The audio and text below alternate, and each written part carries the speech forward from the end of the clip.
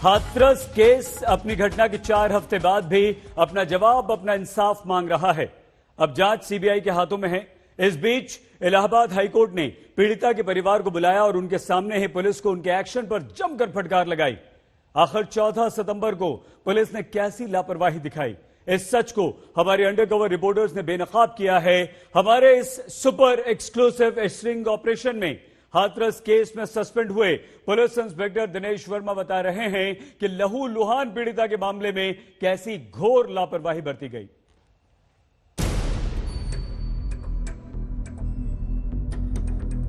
हमारी बेटी की मट्टी नहीं दी उन लोगों ने।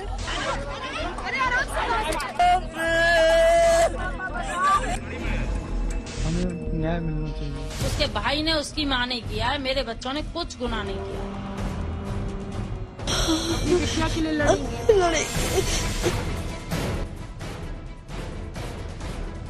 वो मेरे तो बच्चे निर्दोष हैं। लव कुश मेरे पास था। हाथरस कांड में क्या पुलिस से चूक हो गई? अगर पुलिस ने ड्यूटी निभाई होती तो हालात नहीं बिगड़ते। क्या पुलिस ने पीड़िता के पक्ष को गंभीरता से नहीं लिया?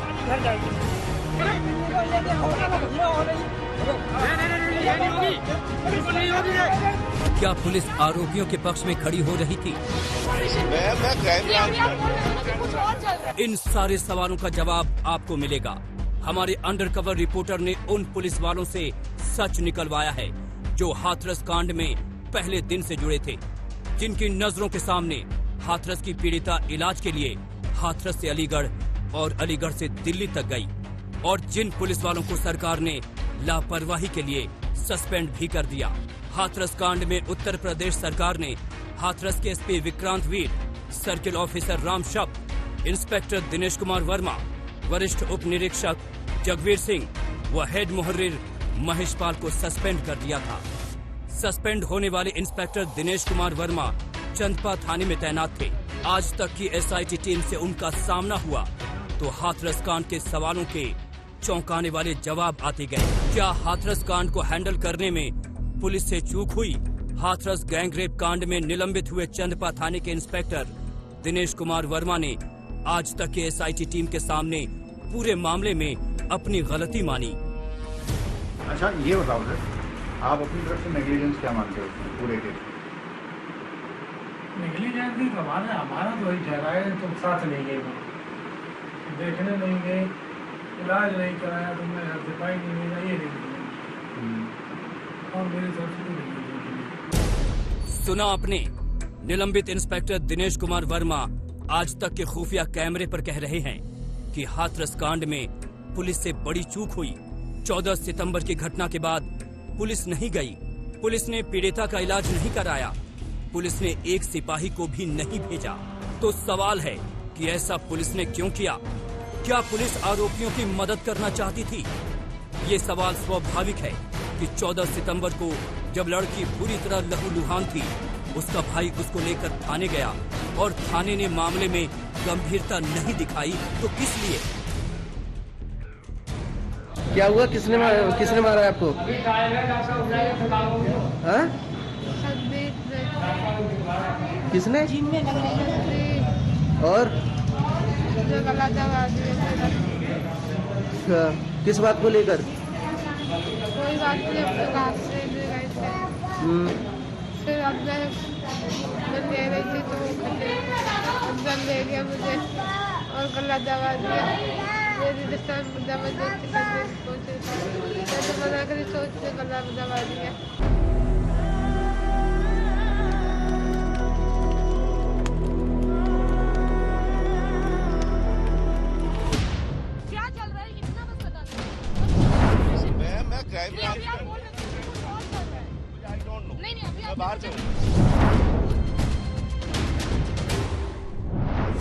क्या पुलिस आरोपी पक्ष की मदद करना चाहती थी? जवाब निलंबित इंस्पेक्टर दिनेश कुमार वर्मा से सुनिए। कर देते, ये कहते साहब इसी ने मारी, तो उसके पैर फट जाते। एक भी व्यक्ति कह देता कि इसने मारी तो लोग थाने छोड़ भाग जाते, और मुझे चौकीदार की तरफ तहरीर लिखनी पड़ती और उनके खिलाफ देते, माँ बाप के खिलाफ। मैं लिख के दे रहा हूँ उसको।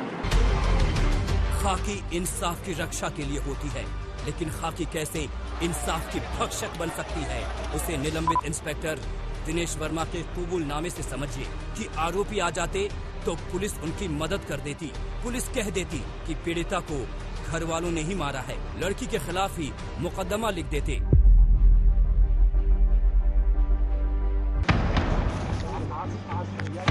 आज तक की अंडरकवर टीम एक पुलिस वाले के इस बयान से हैरान रह गई। इंसाफ के तराजू में कैसे बेईमानी का चुंबक चिपका दिया जाता है, इसको आप इस बयान से समझ सकते हैं। तो सवाल है कि प्रेम प्रसंग का मामला आता तो क्या लड़की के खिलाफ ही पुलिस मुकदमा दर्ज करा देती? निलंबित इंस्पेक्टर दिनेश कुमार वर्मा की मंशा कितनी खतरनाक थी, अब आप इसको समझिए। अगर आरोपियों की तरफ से कोई आकर ये गवाही दे देता कि लड़की को उसके घर वालों ने मारा है क्योंकि उसका आरोपी संदीप के साथ अफेयर था, तो निलंबित इंस्पेक्टर लड़की के खिलाफ मुकदमा दर्ज कर देता। एक बार और रेप करने की कोशिश की थी। तो लड़की के खिलाफ भी मुकदमा हो सकता था, आप जैसा कह रहे हैं। लड़की परवाही जिंदगी हो सकता था, वो कैसे? एविडेंस मिल जाती कि हमने मारा। कुछ अस्मित के दो आदमी आए थे, सामने देखा हमने मारते। संदीप बात लगी थी, कन्या करने से लड़के मारा। इंसाफ की अदालत में सच पहुंचाना पुलिस का काम है, और हाथरस की पुलिस कैसे सच को झूठ और झूठ को सच में बदल देती है, इसको इस तरह समझिए। दो चश्मदीद जुटाकर केस बदल देती पुलिस, लड़की पर ही मुकदमा कर देती पुलिस।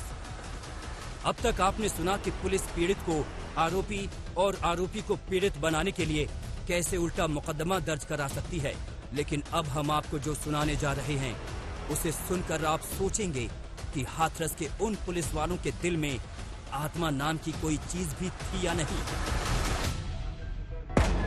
क्या प्रेमिका से बलात्कार की इजाजत है?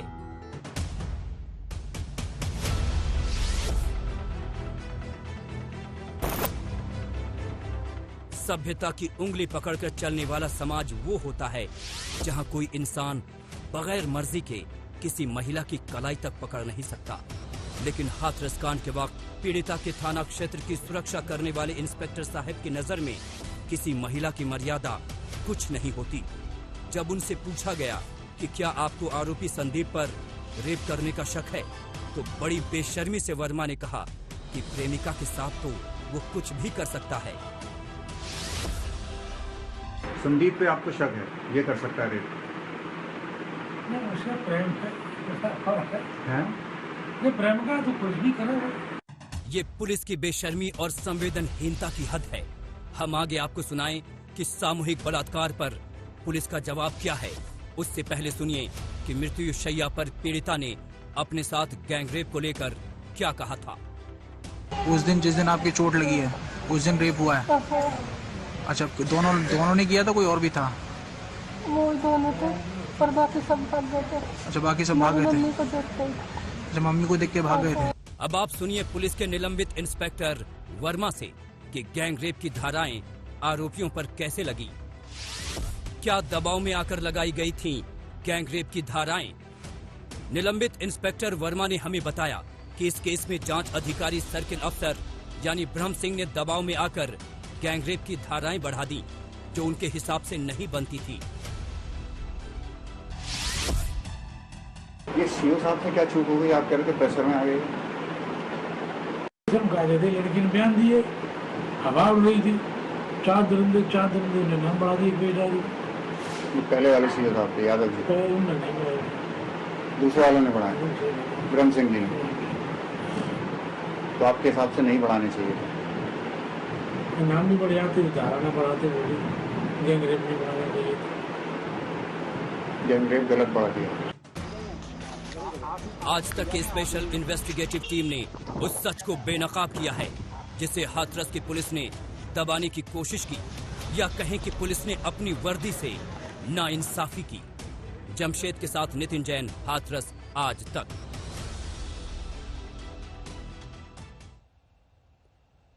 चौदह सितंबर को पुलिस ने हाथरस कांड में जितनी बड़ी चूक की उसके बारे में निलंबित इंस्पेक्टर दिनेश वर्मा ने सारा कच्चा चिट्ठा खोलकर रख दिया। लेकिन उससे भी ज्यादा गड़बड़ियों की सारी रिपोर्ट कांस्टेबल जमील ने आज तक के स्टिंग ऑपरेशन में खोल कर रख दी।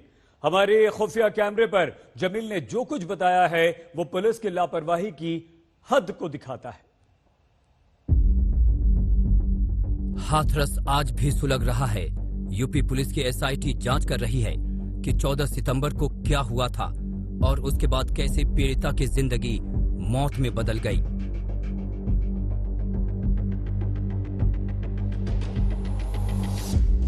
हमारे अंडरकवर रिपोर्टर ने निलंबित इंस्पेक्टर दिनेश वर्मा से मिलने के बाद चंदपा थाने के कांस्टेबल जमील अहमद खान से बात की। जमील ही पीड़िता को लेकर अलीगढ़ अस्पताल से दिल्ली के सफदरजंग अस्पताल गए थे और वापस पीड़िता के शव के साथ लौटे थे। जमील ने कबूल किया है कि पुलिस ने इस मामले को हल्के में ले लिया।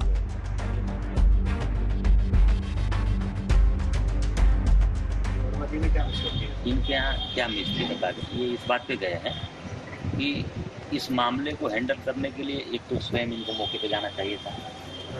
हाँ, जो घटना हुई है, इस घटना की मान लो आ गई है औरत, तो चलो उसको मेडिकल भेज दिया और ज़्यादा इनको गहराई से गंभीरता से वहाँ पहुँच जाना था, जाकर निरीक्षण करना, दोनों पार्टियों को मिला बैठा के और भी पुलिस के संपर्क होते हैं उससे जानकारी कर लेनी चाहिए थी कितना गंभीर मामला है।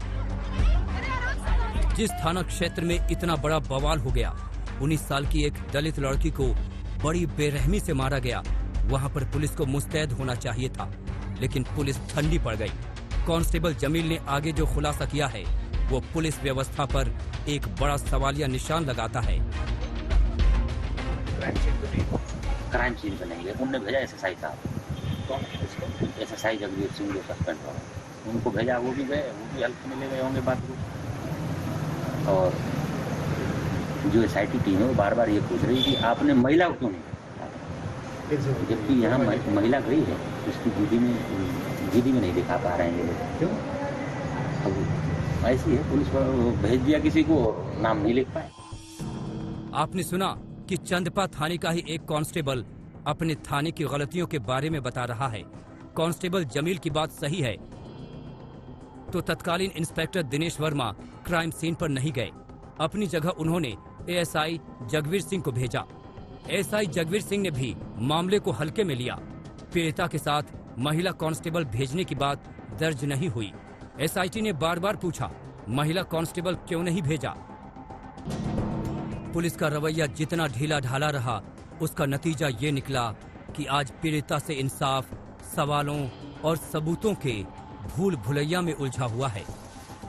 जमशेद के साथ नितिन जैन, हाथरस आज तक।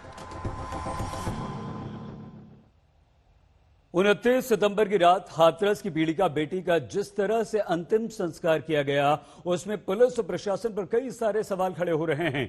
इस पर इलाहाबाद हाईकोर्ट के लखनऊ बेंच में हाथरस के डीएम ने कानून व्यवस्था की दलील दी। इस पर अदालत ने पूछा कि अगर किसी अधिकारी या अमीर की बेटी के साथ ऐसा होता तब भी क्या प्रशासन का यही रवैया होता?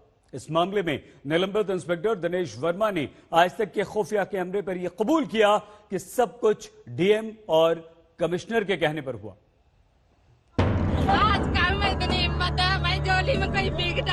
इस धधकती चिता में किसी माँ की आरज़ू, किसी पिता की आबरू, किसी भाई का प्यार, किसी भाभी की चाहतों का संसार, सब कुछ भस्म हो गया।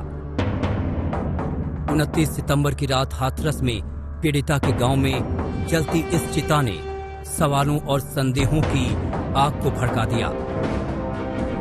किसी को तो पता होगा क्या कोतवाल हो सकता हूँ पर बोल नहीं सकता हूँ मैं। अच्छा कोई तो बता दे सर, हमको जरा बता दीजिए। जो बोल सकता है वो बोले। नहीं कौन, ये क्या चल रहा है इतना बस बता दीजिए सर, बस इतना सा मुझे बता दीजिए, बस मेरी इन्फॉर्मेशन। मैं क्राइम में आप बोल रहे थे ना कि कुछ और चल रहा है। I don't know. नहीं अभी अभी आपने मुझे बोला कि नहीं बॉडी नहीं है, क्या है सर, बॉडी है कि नहीं है? मेरी ड्यूटी यहाँ पर है आप लोगों को इस बताने के लिए कि आप लोग आगे ना बढ़े। बस मैं आगे नहीं बढ़ रही हूँ, आप मुझे बता दीजिए क्या चल रहा है। आप इस बारे में डीएम साहब से पूछना, क्या चल रहा है सर? अब सवाल है कि रात के अंधेरे में क्यों किया गया पीड़िता का अंतिम संस्कार? किसके हुक्म से रात के अंधेरे में हुआ पीड़िता का अंतिम संस्कार? हमारे अंडरकवर रिपोर्टर ने हाथरस के चंदपा थाने के निलंबित इंस्पेक्टर दिनेश वर्मा को पकड़ा तो उन्होंने अंतिम संस्कार वाले मामले में भी बड़ा खुलासा किया कि ऐसा रात में ही क्यों किया गया। निलंबित इंस्पेक्टर दिनेश वर्मा का कहना है कि ये फैसला एरिया कमिश्नर और डीएम का था और ये फैसला इन्होंने इसलिए लिया कि ऐसी सूचना थी कि पीड़िता के शव के साथ सड़क जाम किया जाना था।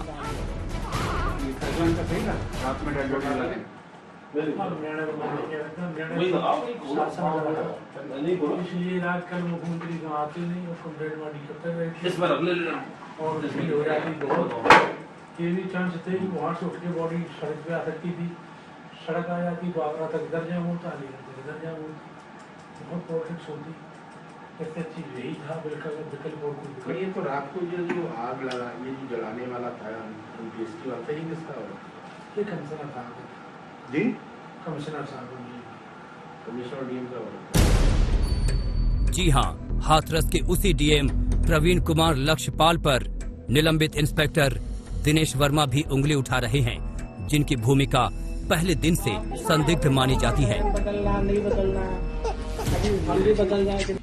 अब निलंबित इंस्पेक्टर दिनेश वर्मा ने जो खुलासा किया है, उसके मुताबिक शव को रात में जलाने का फैसला कमिश्नर और डीएम का था। शव के साथ चक्का जाम की आशंका के कारण ये फैसला लिया गया। और आपको याद होगा कि कैसे उन्होंने पीड़िता के ही परिवार को उल्टे धमकाया भी था। आप अपनी विश्वसनीयता खत्म मत करिए। तो मीडिया वाले मैं आपको बता दूं, आज अभी आधे चले गए, कल सुबह तक आधे और निकल जाएंगे, 2-4 बजेंगे कल शाम को, और हम ही आपके साथ खड़े हैं। अब आप देखिए कि पुलिस वालों पर तो कार्रवाई हो गई, एसपी तक नप गए, लेकिन डीएम साहब ठसक के साथ हाथरस में जमे हुए हैं। जमशेद के साथ नितिन जैन, हाथरस आज तक। हाथरस कांड के मुख्य आरोपी संदीप ने अलीगढ़ जेल से हाथरस के एसपी को चिट्ठी लिखी कि वो बेगुनाह है। वो पीड़िता लड़की से दोस्ती की बात कहता है, लेकिन पीड़िता की एक चाची का ये कहना है कि इन लोगों में दोस्ती नहीं थी, बल्कि संदीप पीड़िता को छेड़ता था, प्रताड़ित करता था और इस बात पर उसके पिता ने कई बार उसे पीटा भी था। ये लोगों ने पहले से साजिश रची है। मेरे बेटे निर्दोष हैं, और हाथरस कांड में सारे आरोपियों के परिवार वाले बेगुनाही के बयान दे रहे हैं। तो क्या वास्तव में सारे आरोपी बेगुनाह हैं? क्या उनको फंसाया गया है? क्या मुख्य आरोपी संदीप की चिट्ठी सही है? इन सारे सवालों का जवाब पीड़िता की एक चाची देंगी। वो चाची जिनके बारे में पुलिस ने भी आज तक को बताया था कि पीड़िता मुख्य आरोपी संदीप को लेकर उनसे बात करती थी या फिर उनकी बेटी से। पीड़िता की चाची का कहना है कि संदीप लगातार पीड़िता से छेड़खानी करता था। पहले छेड़खानी करी इस लड़के ने, नहीं हम बयान पक्का दे रहे हैं। संदीप ने छेड़खानी करी पहले? हाँ, पहले भी करी थी, हम पक्का दे रहे हैं। नहीं, आप ऐसे कैसे कह सकते हो? बिल्कुल कह सकते हैं, जब हमने देखा जब ही तो है। पहले से उस लड़के ने हमारे लड़के के साथ बदतमीजी करी। संदीप ने बाजार जा रही है भाजाई के साथ, तो भाई लड़के का हाथ पकड़ा बीच बाजार में। इतनी हिम्मत किसी की नहीं है। संदीप के साथ करता था। हाँ। एक तो बताया कि वो बाजार में हाथ पकड़ा। हाँ। और संदीप और ने यहाँ पे जाती थी रास्ते में तो छेड़खानी करता था। एक बार जा रहे में लड़की जा रही दुकान पे सवेरे यानी कुछ सामान लेने के लिए, तो घूमना लड़की का हाथ पकड़ लिया, तो लड़की के भाई ने संदीप ने उसको मारने के लिए भेजा। पीड़िता की चाची का ये भी कहना है कि मुख्य आरोपी संदीप काफी समय से पीड़िता से छेड़खानी कर रहा था। तो ये कितनी बार हो चुका था ऐसा के साथ? 2-3 बार कांड हो चुके हैं। और कितने टाइम से ये सब चल रहा था? कम से कम काफी दिन हो गए इसे। आज आरोपियों की तरफ से बचाव की बात शुरू हो गई है। उन्हें बेकसूर बताया जा रहा है। उनके लिए पंचायतें भी हो गई, लेकिन पीड़िता की चाची का कहना है कि मुख्य आरोपी संदीप के पिता को भी ये बात पता थी और इसे लेकर उन्होंने संदीप की कई बार पिटाई भी की थी। अच्छा, बाप ने मारा था ऐसे? बाप ने मारते थे, घर वाले ही मारते। झूठ क्यों बोले भाई, हमसे कोई लड़ाई नहीं उनसे। घर वाले ही परेशान थे, सब वो लोग बोलते थे चलो चला जा के मर जाए। कि तू क्यों छेड़ता है? हाँ, अब क्यों उसके पीछे बड़ा जात की नहीं है, पर वो मानता नहीं था। इस तहकीकात में हमारी मुलाकात हुई संदीप के चाचा हरिओम से, जिसने हमें बताया कि पीड़िता के साथ संबंधों को लेकर संदीप के पिता संदीप को मारते पीटते थे। संदीप को मारा था संदीप के पिताजी ने, ये आप कह रहे हो? बार बार पिटाई के बाद भी संदीप नहीं सुधरा। पीड़िता की चाची का कहना है कि पीड़िता के पिता ने भी संदीप के पिता से इस बारे में बात की थी। मैंने कभी आपसे कहा कि मुझे तंग करता संदीप? सबके सामने कहा आपसे? सबके सामने बोलती थी। भैया से भी घर में भी बोली थी। झगड़ा हुआ इसी बात के पीछे। किसके घर में झगड़ा हुआ? इनके संदीप के, उसकी गुड्डू, संदीप का बाप का नाम गुड्डू है। तो हमारे कहते थे भैया तुम ठाकुर बेटी की बेइज्जती करा रहे हो, बच्चे को समझा लो। तो उसका बाप उसे मारते पीटता था, भिड़ाता था। इन सारी बातों से भी संदीप पर कोई असर नहीं हुआ। पीड़िता की चाची ने आज तक के अंडरकवर रिपोर्टर को बताया कि उनके पीड़िता के पिता को इस छेड़खानी के खिलाफ पुलिस में जाने के लिए बोला था। हमने सबने ये कही पैसा ऐसा करो, वैसा भी लड़का नहीं माना। 2-3 कांड हो गया, तुम हल्की सी थाने में ले दो लिख के, ये लड़का नहीं ऐसा बात करता। आपने कहा? पापा को कहा, और तो आपने कोई ज्ञान नहीं करा कि ये लोग क्या कह रहे हैं, मेरे बेटे साथ क्या हो सकता है। अगर ये ऐसा हो जाता तो इतना ये सब कुछ सवाल जवाब हो रही, ये नहीं होते आज के दिन की। पर वो भी उनकी भी कमी बता, वो भी इज्जत समझ से रह गए। मेरी बेटी की इज्जत है। हाथरस कांड के 4 आरोपियों में एक आरोपी है लवकुश। लवकुश की मां ने आज तक से ही कहा था कि उसने तो पीड़िता को पानी पिलाया था। यही बात एक चश्मदीद जयवीर ने भी कहा था। लेकिन पीड़िता की चाची का कहना है कि आरोपी लवकुश गांव में कहता घूम रहा था कि उसने तो बलात्कार कर दिया और किसी ने क्या कर लिया। फिर दूसरे दिन बच्चों ने हमारे में पकड़वा दकड़वाई सारे, तो कहने लगे वही लड़के, तुमने हमारा कुछ कर लिया, चीर दिया, फाड़ दिया, बलात्कार कर दिया, तुमने हमारा कुछ कर दिया। छोटे बच्चों थे। क्या क्या क्या क्या?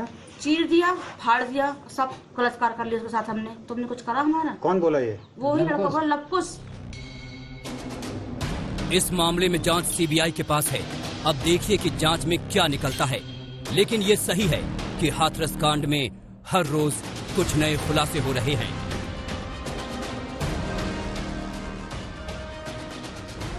जमशेद के साथ नितिन, हाथरस आज तक।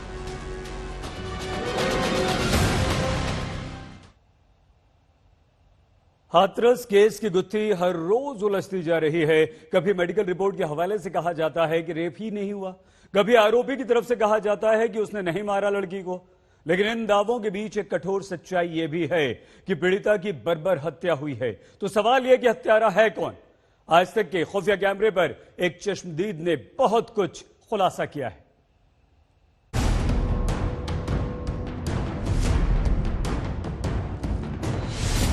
चौदह सितंबर को इस वीडियो को देखने के बाद भी ये सवाल जस का तस खड़ा है कि हाथरस की पीड़िता बेटी को किसने मारा। इस मामले में पीड़िता के गांव के ही एक शख्स से हमारी अंडरकवर टीम की मुलाकात हुई। उस शख्स का नाम जयवीर है और उसका दावा है कि वो चश्मदीद है और मौका वारदात पर था। तो सुनिए कि उस दिन क्या हुआ, इस पर वो क्या कहता है। अभी बताओ, आप तो मौके पे गए थे ना? हाँ, आपने क्या देखा? मैंने लड़की को वहाँ पड़े हुए देखा तो लड़की हाँ मोटा कहते हैं, गाँव आते थे वो मोटा कहते, गाँव में मोटा कहते हैं, गाँव में मोटा, हाँ मोटा कहते। और वो छोटू देख लीजिए भाई, माँ ने कि तू हमारे घर खबर कर दिया। हमने आपको दिखाया कि कैसे एक आरोपी लवकुश की मां कह रही है कि उसका बेटा तो पीड़िता को पानी पिलाने गया था और नाहक उसे फंसा दिया। सब लोग भागे, वहाँ पे हम पहुँचे अपने बेटे को लेकर। मैंने अपने बेटे से बोला है, बेटा जब तुम से आ रही है पानी के लिए तो मैंने तू किसी से पानी लिया। मेरा बेटा सड़क पे गया है, वहाँ से 5 दिन लिया उसने, बरा से पानी लेके उसकी माँ के हाथ में दिया है, भाभी लो इसे पानी पिला दो बेटी को। आइए अब आप जयवीर से सुनिए कि इस मामले में लवकुश की मां के दावे को वो कितना सही और कितना गलत मानता है। छोटू कौन? वो खेत वाला लड़का है। अच्छा, तो छोटू घर साइकिल लेके माने छोटू ने कहा कि मेरे घर खबर करो, आपके सामने बोला। हाँ, तो आपने तो उठाया नहीं, उसकी मदद नहीं की उसको? मदद पानी लाया हुआ वो, और लाए रे पानी उठाए रे, माँ बैठी है। वो लवकुश नाम का लड़का है, वो पानी लाया हुआ भर के मेरे सामने। तो जेल में है? जेल में वो पानी लेके आया पन्नी में। वही माँ ने कही बेटा जेब तड़प रही है, पानी लेके आया। किसकी माँ ने बोला? नहीं, बाकी लवकुश की वो बराबर पे चारों काट रही है। लवकुश की माँ, लवकुश की माँ और लवकुश वो भज के गया, पानी लाया तो बात। अगर जयवीर वाकई चश्मदीद है और वो सच बोल रहा है तो इसका बयान जांच एजेंसियों के लिए अहम है। लेकिन इन सबसे अहम तो ये सवाल है जो 29 सितंबर से ही घुमड़ रहा है कि आखिर हाथरस की पीड़िता बेटी को मारा किसने। नितिन जैन के साथ जमशेद, आज तक।